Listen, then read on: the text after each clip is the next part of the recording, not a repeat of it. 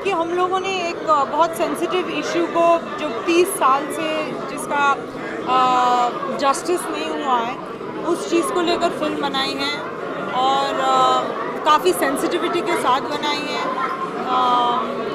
एक चीज़ को इमोशनली महसूस करके बनाई है और हम एक्सपेक्ट यही करते हैं कि ये ज़्यादा से ज़्यादा ऑडियंस तक पहुँचे ताकि उनको पता चले कि ऐसे में रिस्क क्या होती हैं ताकि फ्यूचर में ऐसा ना हो। और एक सहारा परिवार और हमारे प्रोड्यूसर्स के तरफ से जो रेवेन्यूज़ होंगे इस फिल्म के उसका एक परसेंटेज जो है भोपाल मेडिकल अपील को जाएगा। तो ये हम लोगों की इनिशिएटिव है और ये एक्सपेक्टेशन है कि हम लोग कुछ कंट्रीब्यूट कर सके सोसाइटी की तरफ। जी जी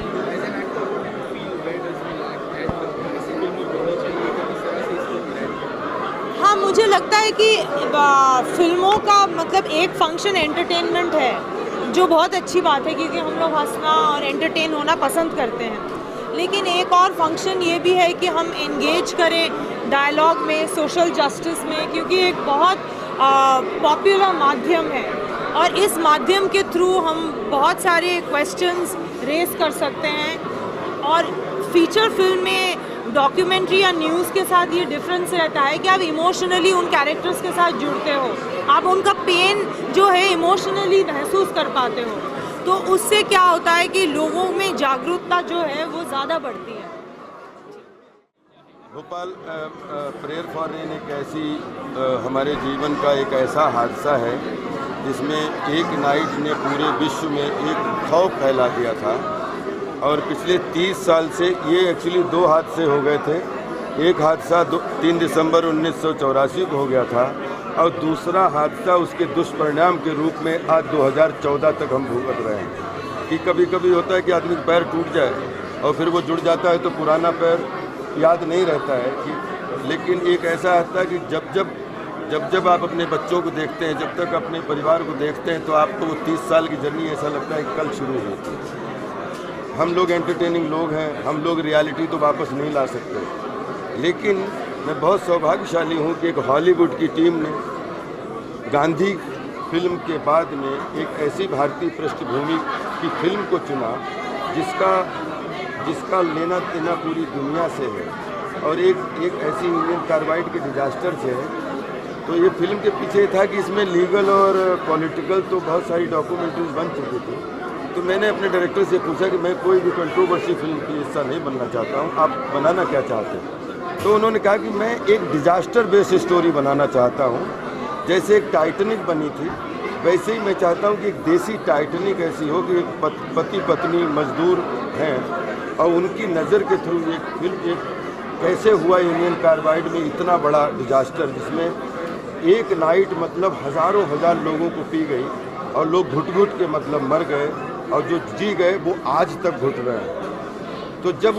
तो ये फिल्म जब उन्होंने उसके बारे में बोला तो ये उसी दिन फिल्म हमारे लिए एक स्टडी बन गई, उसी दिन से ये फिल्म हमारे लिए एक रिसर्च बन गई और कल इसका भोपाल में प्रीमियर हुआ।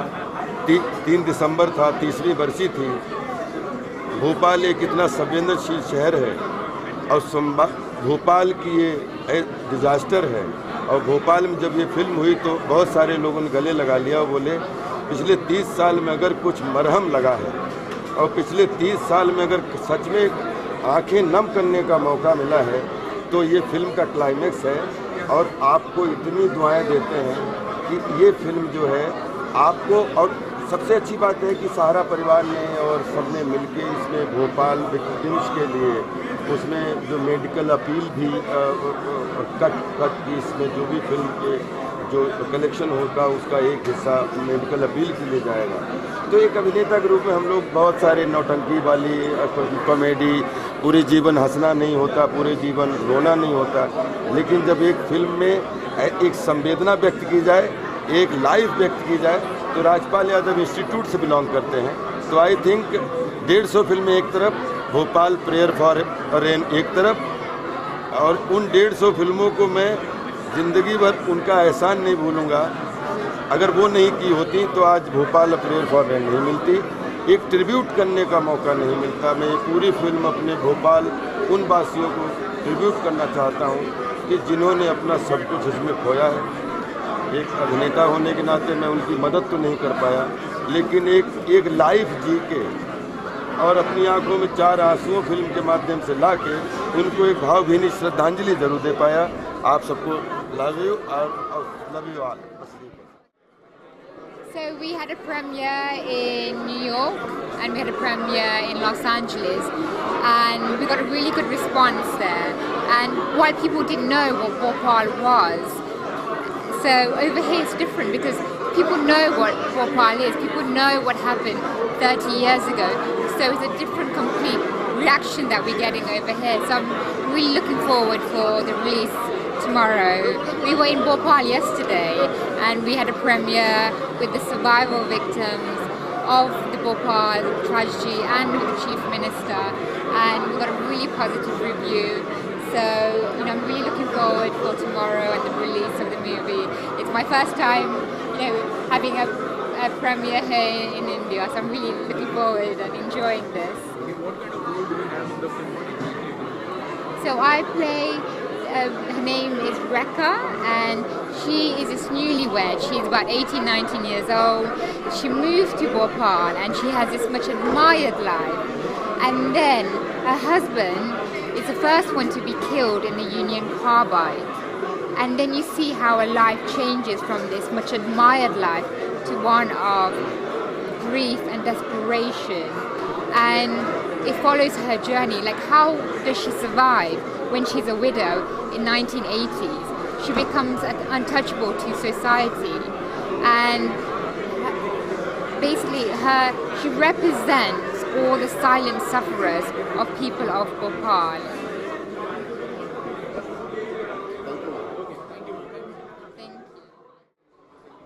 मैंने ऑलरेडी फिल्म देखी है करीबन 2 महीने पहले. So I am only just here to wish the producer and his wife, मेरे बहुत अच्छे दोस्त हैं, and I think it's a very brave effort. 30 years के बाद somebody has taken the courage to make a film on what happened to people. It's a very beautifully made film, और जो sentiments बाहर आते हैं, जो लोग that they went through that pain, वो जो night और उस रात को क्या हुआ था और कैसे गैस लीक हुई थी एंड कैसे वो इफ़ेक्ट किया पूरे, और अब तक भी जब जो बच्चे वो पैदा नहीं हुए थे उसके बहुत सालों के बाद भी जो नस्ल बाहर आई, दे वर डिफेक्टिव, डिफॉर्मिटीज़ थी बच्चों में. बहुत सारे लोग were just lying on tracks dead. So basically जो डिपिक्ट किया गया है, of course it's a real life situation जो हो चुका है, एंड आई थिंक बहुत ज़रूरी था लोगों तक ये पहुंचाना कि जस्टिस अभी तक मिला नहीं है. We are still waiting after so many decades to know what is going to happen. हो सकता है ये एक ऐसा प्लेटफॉर्म हो जो रीएक्टिवेट कर दे, क्योंकि आप सिर्फ पैसे से कॉम्पनसेट नहीं कर सकते किसी को. There has to be something much more than that the government needs to do, and also find the truth and also punish the criminals. So I think it's a great effort that they have done, and I just wish them very, very good luck. Normally देखा जाए तो Indian film industry में जो social issues होते हैं उसमें बहुत ही कम फिल्में बनती हैं और कुछ खास फिल्में इस तरह से होती हैं. आपकी क्या समझ? I think up now we have become aware कि बहुत सारे लोग अब social issues या sensitive issues पे अब films बना रहे हैं. Whether it's a commercial hardcore film like Prayer for Rain, या whether they are short films that people are making, documentaries people are making. और आजकल इतना बढ़ गया है इंटरनेट के वजह से, यूट्यूब्स के वजह से, people can see on a click of a button, they can see exactly what's happening around the world. So I think we have now become much more aware about making and showing the real sensitive issues that's still prevailing in the society. Yeah, all right. Thank you. Anjana एक ID. TV Asia के सभी दर्शकों को नए साल की ढेर सारी शुभकामनाएं. नया साल तो अच्छा आने वाला है. हाय, मैं हूं अंजना सुखानी. हाय, मैं हूँ अंजना सुखानी. टीवी एशिया के सभी दर्शकों को मेरे तरफ से नए साल की बहुत बहुत शुभकामनाएं. Wish you a very happy new year. Thank you. From what I've seen in the promos, I'm expecting it to be a very, very touching film. It's going, and I'm actually really looking forward to seeing it. Normally ऐसे social issues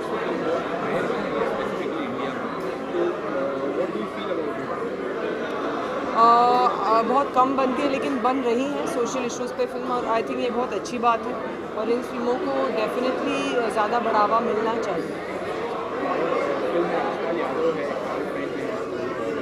जी definitely, Rajpal Yadav है, Karl pen है, तनिष्ठा है, all actors, all fabulous actors, and I am really looking forward to watching all the performances.